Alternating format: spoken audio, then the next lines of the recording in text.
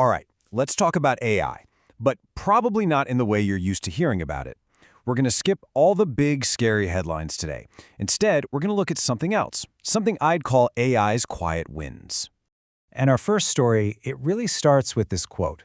It just captures this incredibly painful human experience, right? This idea of someone you love just slipping away, disappearing into themselves, even when they're sitting right in front of you. It's a reality for so many people.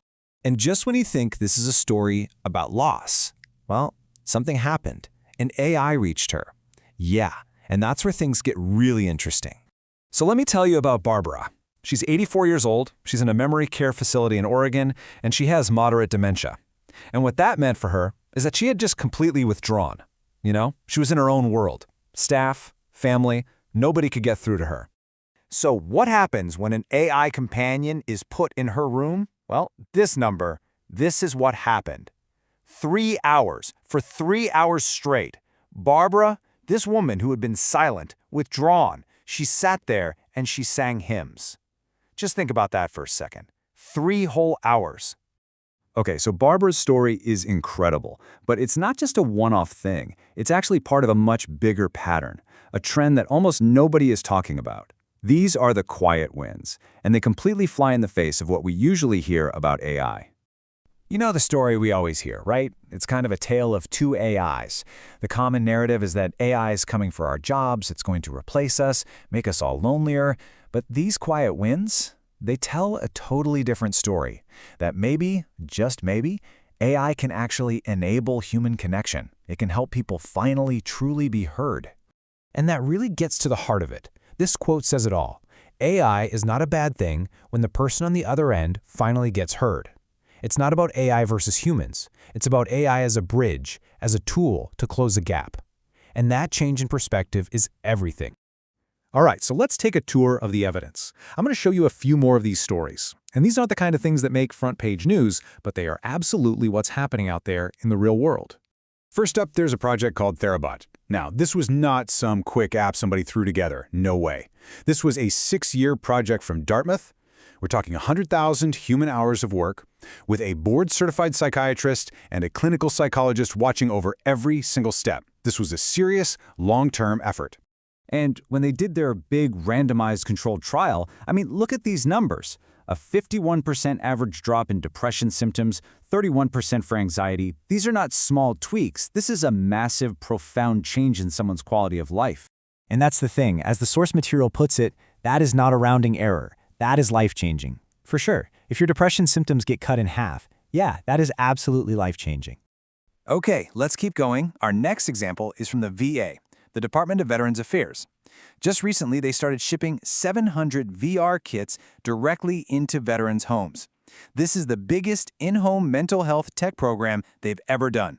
So what's actually in these kits? Well, 2 really cool things. First is something called Helium. It's a biofeedback platform. Basically, it lets veterans see their own stress signals, like their heart rate, and it teaches them how to control it, to self-manage stress and PTSD. And it can work in just a few minutes. Then there's Honor Everywhere, which is a virtual tour of war memorials. This is for veterans who physically can't travel, so they can still visit the wall and pay their respects. Just an incredibly powerful tool for healing. All right, let's switch gears to a different kind of problem. Imagine for a second, you're a refugee, you're in a brand new country, you don't speak the language, and you're trying to communicate something urgent. That's where Targimly comes in. It's this amazing platform that connects 56,000 human volunteers to translate for refugees, a massive human-powered network. So how does that even work?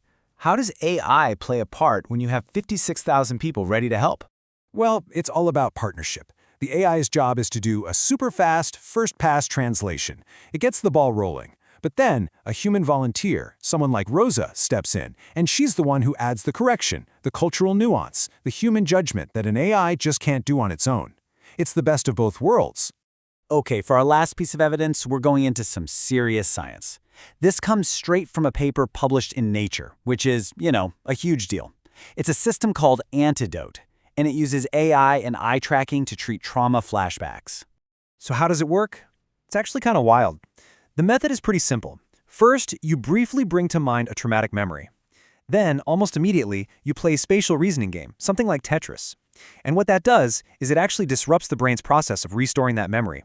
It literally messes with the reconsolidation, making the memory less powerful over time. So cool. So why is something like this so important? Well, just look at this number, 70%.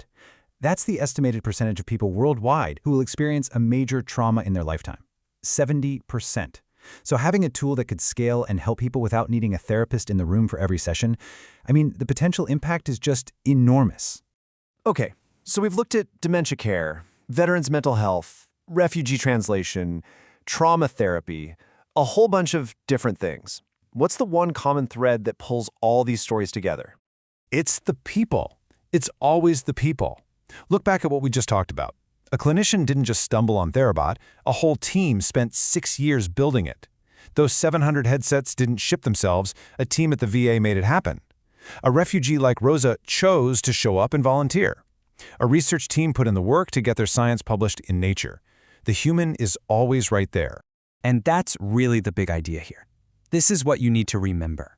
In all these stories, the AI was the bridge. It was the tool that made something possible.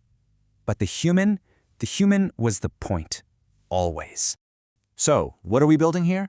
When we think about AI, this perspective pushes us beyond the usual cycle of hype and fear. It asks us to look at the actual evidence, at what this tech can do when it's built and guided by people with purpose. Let's just recap what these quiet wins actually mean in human terms. It means Barbara sang hymns. It means a veteran visited the wall. A refugee got free. A person with depression got 51% better. A trauma survivor had fewer nightmares. These aren't just data points. These are real lives. The source that inspired this explainer has this amazing sign-off they use every time. Brush your brain. Every day. I love that. It's a great reminder that mental health is something you do. It's a practice. And as we've seen today, sometimes the tools that help us with that practice come from the most unexpected places.